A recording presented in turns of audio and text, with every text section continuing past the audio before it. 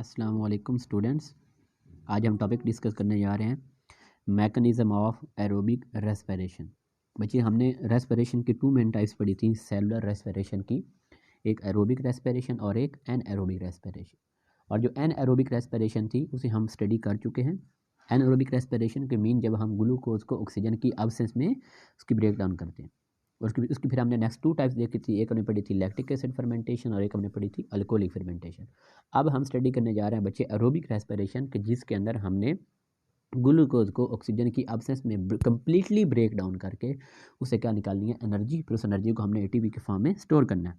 तो aerobic respiration is a catabolic process. अब process दो तरह के होते हैं बच्चे, कैटाबोलिक और एक एनाबोलिक। कैटाबोलिक रिएक्शन वो होते हैं कि जिसमें हम किसी सब्सटेंस को तोड़कर ब्रेक कर उसे सिंपलर थिंग्स बनाते हैं।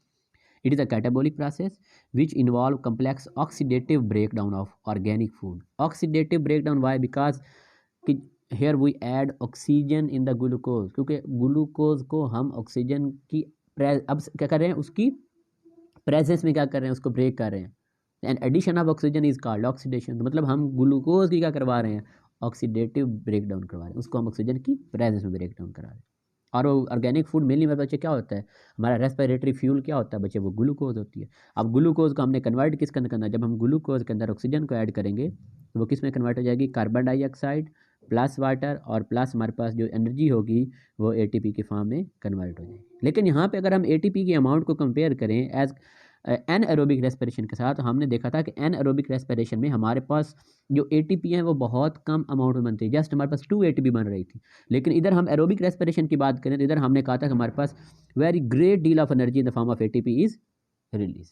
ये हमारे पास यहाँ पे लार्ज नंबर ऑफ एटीपी बनती है। हमने कहा था कि हमारे पास यूकैरियोट्स में 36 बनती है और हमारे पास जो प्रोकैरियोट्स होते हैं उनके अंदर हमारे पास 38 एटीपी बनती है। And it is a predominant respiratory pathway in most of the organism. ज़्यादातर ऑर्गेनिज्म में मेनली क्या हो रही होती है, एरोबिक रेस्पिरेशन होती है। और जो चंद एक कंडीशन ऐसे होंगे जिनमें एनएरोबिक रेस्पिरेशन हो रही होती है। और अगर इसके हम स्टेप्स की बात करें, मतलब ग्लूकोज को कंप्लीट ब्रेक डाउन करने के 4 स्टेप है। पहला फर्स्ट ऑफ ऑल ग्लाइकोलिसिस है जो हमने देखना है। नेक्स्ट ऑक्सीडेशन ऑफ पायरोवेट, ये भी हमने आज देखना है। थर्ड है बच्चे क्रेब्स साइकिल। और नंबर 4 है रेस्पिरेटरी इलेक्ट्रॉन ट्रांसपोर्ट चेन। तो बच्चे अगर हम ग्लाइकोलिसिस से स्टार्ट करें तो सबसे पहले हमें देखना है कि ग्लाइकोलिसिस होती कहाँ है। तो बच्चे ग्लाइकोलिसिस हमारे पास कहाँ होती है, साइटोप्लाज्म के अंदर होती है। और ग्लाइकोलिसिस की बात करें तो glyco mean glucose, lysis mean break down. मतलब इसके अंदर हमने ग्लूकोज का क्या करना है, ब्रेक डाउन करना है। हम पढ़ चुके हैं कि हमने ग्लूकोज को ब्रेक डाउन करके उससे दो क्या बनाने हैं, पायरोविक एसिड।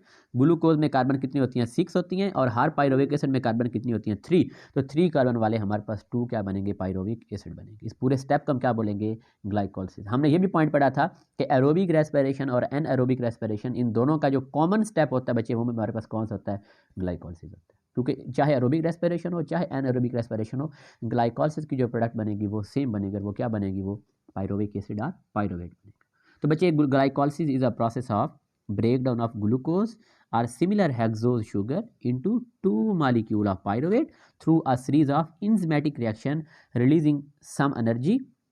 अब बच्चे ये जितने भी रिएक्शन होंगे इनको कौन कैटेलाइज करेगा, इंजाइम कैटेलाइज करेगा। अब हमारे पास 2 प्रोडक्ट इसमें बनेंगे। एक हमारे पास जो एनर्जी रिलीज होगी किस फॉर्म में बच्चे, वो एटीपी की फॉर्म में एंड रिड्यूस्ड को इंजाइम।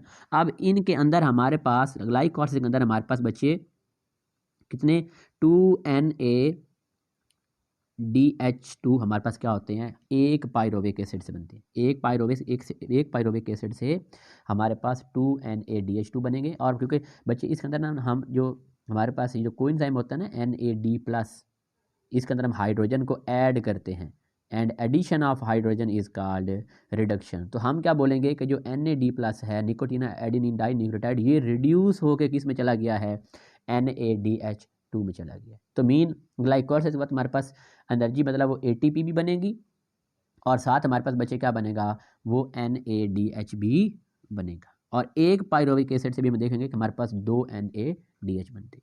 एंड और ये प्रोसेस हो कहाँ रहता है, glycolysis, this process occur in the cytoplasm. अब बच्चे इसके 2 फेज है, एक होता है प्रीपरेटरी फेज और एक हमारे पास होता है ऑक्सीडेटिव फेज। प्रीपेयर मतलब होता है किसी चीज़ को रेडी करना, उसको तैयार करना। और इसका जो दूसरा नाम होता है वो होता है इन्वेस्टमेंट फेज, क्योंकि इसके अंदर हम खुद एनर्जी प्रोवाइड करते हैं। ग्लूकोज को तोड़ने के लिए खुद एनर्जी प्रोवाइड करते हैं। और इस प्रीपरेटरी फेज़ के अंदर हम 2 ATP को क्या करते हैं, वो यूज़ करते हैं, खुद बाहर से हम 2 ATP उसे प्रोवाइड कर रहे होते हैं। और अभी हम देखेंगे कि हमारे पास ये देखें, ये जो प्रीपरेटरी फेज़ है, इस प्रीपरेटरी फेज़ का, ये प्रीपरेटरी फेज़ है, इसका जो एंड प्रोडक्ट होगा वो क्या होगा, G3P ग्लिसर एल्डिहाइड 3 फॉस्फेट। अब इस अगर हम ऑक्सीडेटिव फेज़ की बात करें तो ये पे ऑफ फेज़ है, मतलब यहाँ से हमें कुछ मिलेगा। अब यहाँ पे हमारे पास बच्चे एक जो होगा हमारे पास पायरुवेट एसिड, उससे हमारे पास यहाँ पर टोटल 4 ATP बनेगी। कितनी ATP बनेगी, 4, और साथ का बनेंगे 2NADH2। तो मीन यहाँ पर जो होगी वो एनर्जी रिलीज होगी और उसको हम ATP के फॉर्म में कन्वर्ट करेंगे। ये पे ऑफ फेज़ है, मीन यहाँ पर जो एनर्जी है वो रिलीज होगी। तो अगर हम देखें कि हमारी यूज़ कितनी हो रही है प्रीपरेटरी फेज़ में, 2 ATP यूज़ हो रही है, बन कितनी रही है, 4 है, तो नेट अमाउंट कितनी होगी बच्चे, वो 2 ATP ही होगी। अब अगर हम इसके स्टेप्स को 1 बाय 1 स्टडी करें तो इसके साथ फर्स्ट ऑफ ऑल इसका जो पहला स्टेप है बच्चे है वो फॉस्फोराइलेशन। हमने पीछे पढ़ा भी था, फॉस्फोराइलेशन किसे बोलते हैं, कि किसी भी सब्सटेंस के अंदर हमने फॉस्फेट ग्रुप को ऐड करना है। तो when glucose react with ATP, a phosphate group from ATP is transfer to the glucose. तो हम क्या बोलेंगे, ग्लूकोज की क्या होगी, फॉस्फोराइलेशन होगी, मतलब ग्लूकोज के अंदर एक जो फॉस्फेट ग्रुप है बच्चे वो क्या हो चुका है, ऐड हो चुका है। तो ग्लूकोज क्योंकि इसके अंदर 6 कार्बन होती हैं, तो कार्बन नंबर 6 पे क्या अटैच हो जाएगा बच्चे, फॉस्फेट ग्रुप अटैच, और ये किस में कन्वर्ट हो जाएगी, ग्लूकोज 6 फॉस्फेट में कन्वर्ट हो जाएगी। अब बच्चे हमारे पास जो नेक्स्ट हमारे पास स्टेप है वो है आइसोमराइजेशन।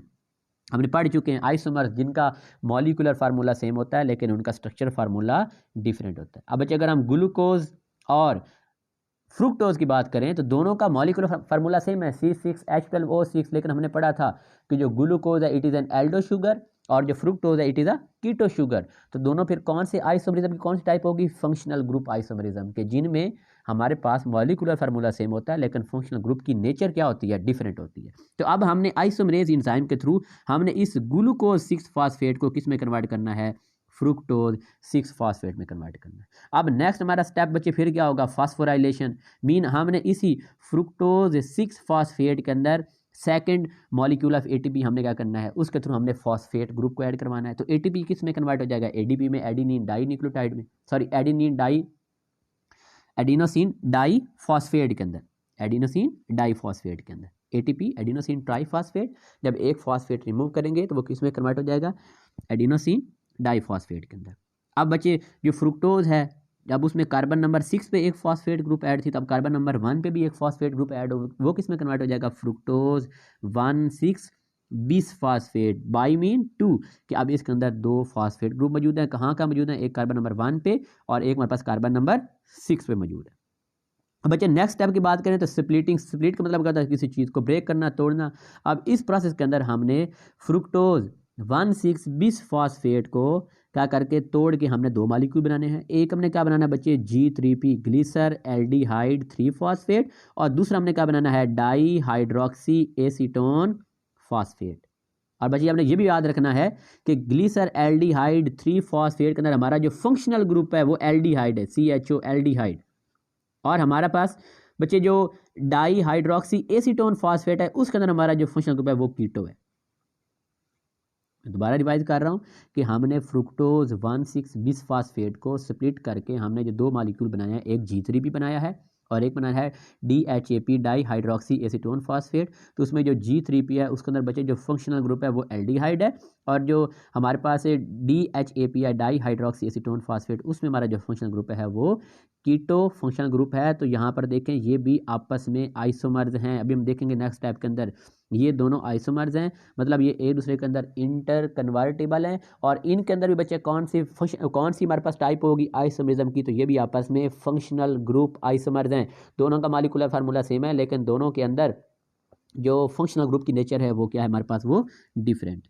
तो मीन अभी तक हमने जो प्रीपरेटरी फेज देखी है तो इसमें अभी तक हमारे 2 ATP यूज़ हो चुके हैं, और हमारी जो एंड प्रोडक्ट आ गई है वो क्या आ गया है, G3P and di hydroxy acetone 3 phosphate. और बच्चे ग्लिसर एल्डिहाइड हो चाहे ये डाई हाइड्रोक्सी एसीटोन फॉस्फेट हो, तो दोनों के अंदर जो कार्बन नंबर 3 होगी उस पर फॉस्फेट ग्रुप मौजूद होगा। अब नेक्स्ट, अब बच्चे हमने जो भी बात की आइसोमराइजेशन कि ये जो हमारे पास G3P और DHAP आपस में आइसोमर्स होते हैं, मतलब ये इंटर कन्वर्टेबल होते हैं।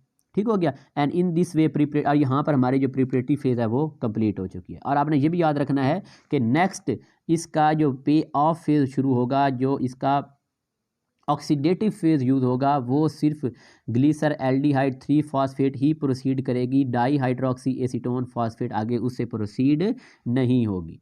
तो बच्चे आप जब नेक्स्ट स्टेप के अंदर पे ऑफ का जो पहला स्टेप हमारे पास होगा वो क्या होगा, डीहाइड्रोजिनेशन एंड फॉस्फोराइलेशन। इसके अंदर हमने क्या करना है, डीहाइड्रोजिनेशन मतलब हमने ग्लीसर एल्डिहाइड से जो हाइड्रोजन है 2 हाइड्रोजन उनको हमने बच्चे क्या करना है, रिमूव करना है। जब इसमें रिमूव करेंगे तो वो हाइड्रोजन हम किसके अंदर ऐड करेंगे, NAD+ के अंदर। तो निकोटीन एडिनिन डाई न्यूक्लियोटाइड के बच्चे क्या हो जाएगी, उसकी रिडक्शन हो जाएगी और वो अपनी कौन सी रिड्यूस फॉर्म में चला जाएगा, NADH, ये इसकी रिड्यूस्ड फॉर्म है। ठीक हो गया। अब नेक्स्ट बच्चे अगर हम बात करें तो हमारे पास अब ये जो ग्लीसर एल्डिहाइड 3 फॉस्फेट है, आप ज़रा सोचें इसके अंदर फंक्शनल ग्रुप कौन सा बच्चे, वो एल्डिहाइड है। तो फंक्शनल ग्रुप इसमें क्या है, वो एल्डिहाइड है। और इसके अंदर जब इसकी हम इसकी क्या करवा रहे हैं, इसकी ऑक्सीडेशन हो रही है क्योंकि इसमें से हाइड्रोजन रिमूव हो रहे हैं, इसकी हम डीहाइड्रोजनेशन कर रहे हैं। तो बच्चे हमने पढ़ा था कि जब हम एल्डिहाइड की ऑक्सीडेशन करते हैं तो उससे हमारे पास क्या बनता है, कार्बोक्सिलिक एसिड बनता है। एंड 1,3 और इससे जो प्रोडक्ट बन रही है और 1,3 बिसफॉस्फोग्लिसरेट, इसमें भी जो फंक्शनल ग्रुप है वो कार्बोक्सिल है। और दूसरा हमने यहाँ पे काम ये करना है, यहाँ पर 2 हम काम कर रहे हैं, डीहाइड्रोजनेशन मतलब यहाँ से हमने हाइड्रोजन को रिमूव करना है और साथ हमने इनऑर्गेनिक फॉस्फेट को भी ऐड करना है। तो बच्चे जब एक ग्लूकोज होगा उससे हमारे पास मतलब एक ग्लूकोज को ब्रेक करके जब हम 2 पायरुविक एसिड में कन्वर्ट करेंगे तो उस वक्त हमारे पास जो टोटल NADH प्रोड्यूस होंगे वो 2 प्रोड्यूस होंगे। जैसे मैंने कहा ना कि जो ग्लीसर एल्डिहाइड 3 फॉस्फेट है उसने ही हमारे नेक्स्ट प्रोसीजर को क्या करना है, वो प्रोसीड करना है। तो एक जो G3P होगा वो आगे प्रोसीड करेगा, उससे एक पायरुविक एसिड बन जाएगा। फिर जो डाई हाइड्रोक्सी एसीटोन फॉस्फेट पड़ा था वो पहले किस में कन्वर्ट होगा, पहले वो कन्वर्ट होगा, फिर दोबारा G3P में, फिर G3P से दूसरा साइकिल आगे मतलब वो हमारा प्रोसीड करेगा। तो हमारे पास 2 पायरुविक एसिड बनेंगी और NADH भी कितने बनेंगे, वो भी 2 बनेंगे। अब बच्चे नेक्स्ट हमारे पास हमने ग्लीसर एल्डिहाइड 3 फॉस्फेट की डीहाइड्रेशन भी करवा दिया और साथ में हमने इसके अंदर इनऑर्गेनिक फॉस्फेट को ऐड भी करवा दिया। हमारी एंड प्रोडक्ट क्या बन जाएगी, 1,3 बिसफॉस्फोग्लिसरेट। अब यहाँ पर 1,3 बिसफॉस्फोग्लिसरेट की हमने क्या करवानी है, यहाँ पर इसकी होगी substrate level phosphorylation. Substrate level phosphorylation हमने पढ़ा था कि जब हमने तो कीमियो ऑस्मोसिस पढ़ी थी कि जिसके अंदर भी हम ATP प्रिपेयर कर रहे थे, लेकिन यहाँ पे सबस्ट्रेट लेवल फॉस्फोराइलेशन में भी हम ATP प्रिपेयर कर रहे हैं। तो दोनों के अंदर डिफरेंस क्या है, दोनों के अंदर बच्चे डिफरेंस ये है कि जब हम कीमियो ऑस्मोसिस प्रोसेस के थ्रू जब हम ATP प्रिपेयर करते हैं तो हमने कहा था हाइड्रोजन आयन का ग्रेडियंट बनता है। जब हाइड्रोजन हाई कंसनट्रेशन से लो, जो थैलाकॉइड के ल्यूमन से जब वो स्ट्रोमा में आते थे तो जो ATPase एंजाइम है वो ADP के अंदर इनऑर्गेनिक फॉस्फेट को ऐड करके उससे क्या बनाता था, ATP बनाता था। लेकिन बच्चे सबस्ट्रेट लेवल फॉस्फोराइलेशन के अंदर जो ADP के अंदर हमने फॉस्फेट ग्रुप को ऐड करवाना है वो इनऑर्गेनिक नहीं बल्कि वो हम कहाँ से लेंगे, वो ऑर्गेनिक कंपाउंड से लेंगे। मीन कैसे, क्या बच्चे जब यहाँ पे हम 1,3 बिसफॉस्फोग्लिसरेट से ATP बनाने जा रहे हैं तो जब ADP को ATP में कन्वर्ट करेंगे तो वो जो फॉस्फेट ग्रुप आएगा वो कहाँ से आएगा, वो 1,3 बिसफॉस्फोग्लिसरेट से आएगा। और 1,3 बिसफॉस्फोग्लिसरेट हमारे पास क्या है, वो एक ऑर्गेनिक कंपाउंड है। तो जब हम फॉस्फेट को इंजाइम के थ्रू ऑर्गेनिक कंपाउंड से लेकर ADP में कन्वर्ट करके ATP बनाएं तो बच्चे वो होगी सबस्ट्रेट लेवल फॉस्फोराइलेशन। और अगर हम ADP के अंदर इनऑर्गेनिक फॉस्फेट को ऐड करके ATP बनाएंगे तो वो क्या होगी, मतलब वो कीमियो ऑस्मोसिस के अंदर आ जाएगी। तो बच्चे चूंकि अब वही बात है कि G3P के 2 मालिक्यूल हैं तो 2 साइकिल उन्होंने एट ए टाइम इधर प्रोसीड किए हुए हैं तो मतलब टोटल ATP भी कितनी बनेगी, 2 ATP ही बनेगी। अब नेक्स्ट स्टेप के अंदर हमने क्या करना है, तो बच्चे 1,3 बिसफॉस्फोग्लिसरेट किस में कन्वर्ट हो जाएगी, 3 फॉस्फोग्लिसरेट में कन्वर्ट हो जाएगी। अब नेक्स्ट हमारे पास क्या होना है कि अब 3 फॉस्फोग्लिसरेट मीन कि हमारा जो फॉस्फेट ग्रुप है वो कार्बन नंबर 3 पे मौजूद है। अब हमने उसको रीअरेंज करवाना है, उस फॉस्फेट ग्रुप को हमने कार्बन नंबर 3 से उठा के कार्बन नंबर 2 पे लगाना है। तो जो फॉस्फेट ग्रुप होगा वो चेंज होगा from carbon number 3 to carbon number 2 और हमारे पास प्रोडक्ट क्या बन जाएगी, 2 फॉस्फोग्लिसरेट। अब बच्चे इस 2 फॉस्फोग्लिसरेट की हमने क्या करवानी है, डीहाइड्रेशन। उसमें से वाटर को हमने क्या करवाना है, रिमूव करवाना है। तो वो किस में कन्वर्ट हो जाएगी, PEP फास्फोइनोल पायरोवेट। अब बच्चे इस फास्फोइनोल पायरोवेट के अंदर फिर एक जो है वो हाई एनर्जी लेवल वाला फॉस्फेट ग्रुप मौजूद है, तो इसकी भी हमने क्या करवानी है, सबस्ट्रेट लेवल फॉस्फोराइलेशन करवानी है। ये फॉस्फोइनोल पायरुवेट, इस ऑर्गेनिक कंपाउंड से भी एक फॉस्फेट रिमूव होगी, वो एडीपी में ऐड होगी, तो हमारे पास प्रोडक्ट क्या बन जाएगी, एटीपी बन जाएगी। और फॉस्फोइनोल पायरुवेट खुद किस में कन्वर्ट हो जाएगी, पायरुवेट में कन्वर्ट हो जाएगी। और ये प्रोसेस को कौन कंट्रोल कर रहा था, कौन सा एंजाइम बच्चे हमारे पास, ये एंजाइम कंट्रोल कर रहा है pyruvate kinase enzyme, and the phosphoenol pyruvate is finally converted into the pyruvate. तो अगर ये एमसीक्यूज आ जाए कि ग्लाइकोलाइसिस के अंदर टोटल एटीपी कितनी बनती है, तो बच्चे वो 4 बनती हैं।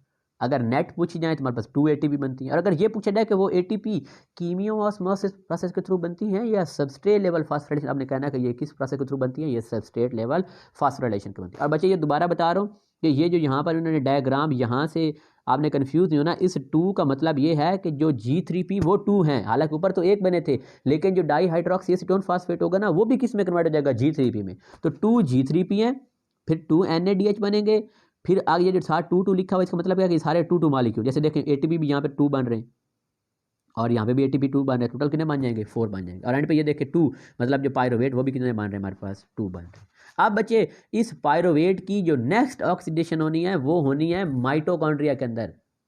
तो अब जो हमारा पायरुवेट है वो डायरेक्ट माइटोकॉन्ड्रिया के अंदर एंटर नहीं हो सकता, उसके हम पहले करवाते हैं ऑक्सीडेशन। उस पायरुवेट को हम कन्वर्ट करते हैं एसिटाइल कोएंजाइम ए के अंदर, और फिर वो क्रैब साइकिल जो माइटोकॉन्ड्रिया में हो रहा था उसमें क्या होगा, वो एंटर होगा। और बच्चे इस ग्लाइकोलाइसिस का दूसरा नाम क्या है, EMP पासे भी बोलते हैं। E mean Embden, M mean Meyerhof and P mean Parnas. किसके नेम पे, उन 3 साइंटिस्ट, जर्मन साइंटिस्ट के नेम पे जिन्होंने इस फिनोमेना को क्या किया था, वो डिस्कवर किया था। अब बच्चे नेक्स्ट अगर हम ऑक्सीडेशन ऑफ पायरुवेट को देखें, तो बच्चे पायरुवेट कहाँ पर अभी बनना है, बच्चे वो साइटोसोल के अंदर बनना है।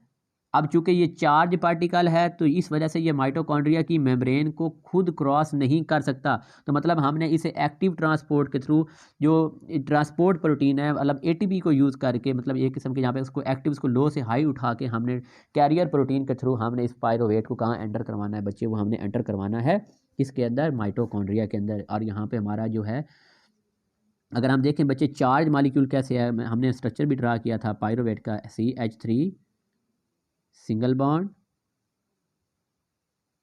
CH2 single bond C, double bond O, single bond O। भाई सॉरी, यहाँ पर CH नहीं, यहाँ पर हमारे पास क्या आता था, डबल बॉन्ड O आता था।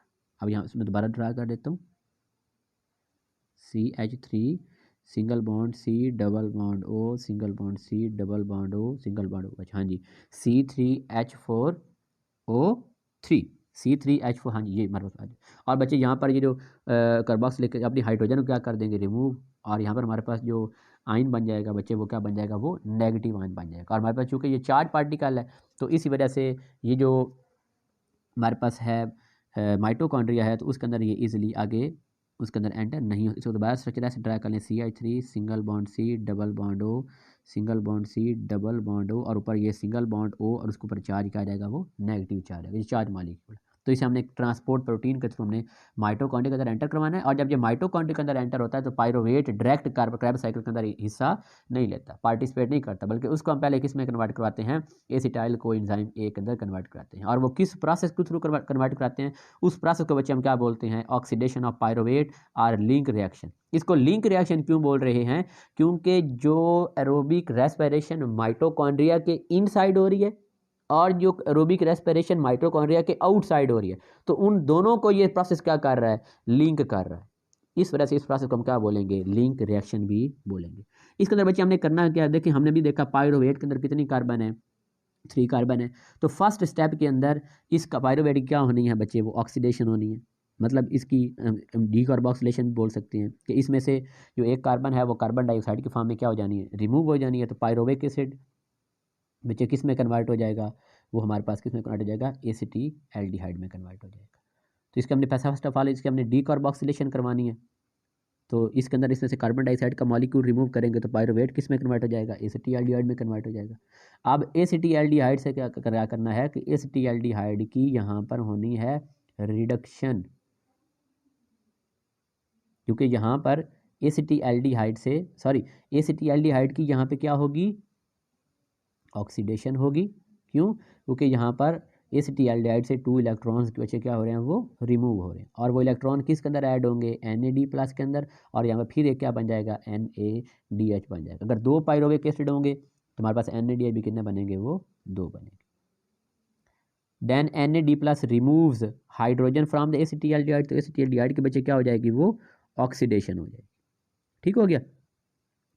And the Na+ removes hydrogen from acetaldehyde, and as a result this oxidation or dehydrogenation, a 2 carbon fragment acetyl and NaDH are produced। तो जब हम इस एसिटिल्डिहाइड की ऑक्सीडेशन करते हैं, या मतलब उसमें से हम उसके डीहाइड्रोजनेशन या उसमें से हाइड्रोजन को रिमूव करते हैं, तो हमारे पास क्या बन जाएगा, NaDH बन जाएगा और साथ एसिटाइल ग्रुप बन जाएगा। अब इस एसिटाइल ग्रुप के अंदर हमने किसको ऐड कर देना, कोएंजाइम को ऐड कर देना, और हमारे प्रोडक्ट क्या बन जाएगी, एसिटाइल कोएंजाइम है। अब ये रेडी है क्रैब साइकिल के अंदर एंटर होने के लिए। यहाँ पे भी इसको देख लें बच्चे, ये मेरे पास वो चार्ज पार्टिकल आ गया है, चार्ज मालिक्यूल पाइरोवेट आ गया है। जब ये ट्रांसपोर्ट प्रोटीन इसको एंटर करके लेके जा रही है, सबसे पहले इसकी डीकार्बोक्सिलेशन होगी, ये एसिटिल्डिहाइड में कन्वर्ट हो जाएगा। उसके बाद एसिटिल्डिहाइड की जब ऑक्सीडेशन होगी तो वो कन्वर्ट हो जाएगा एसिटाइल ग्रुप के अंदर, और जब एसिटाइल के अंदर कोएंजाइम ए ऐड होगा तो वो किस में कन्वर्ट हो जाएगा, एसिटाइल कोएंजाइम ए। और यहाँ पे याद रखना, यहाँ पर जो बॉन्ड होगा वो कार्बन टू सल्फर बॉन्ड मौजूद होगा।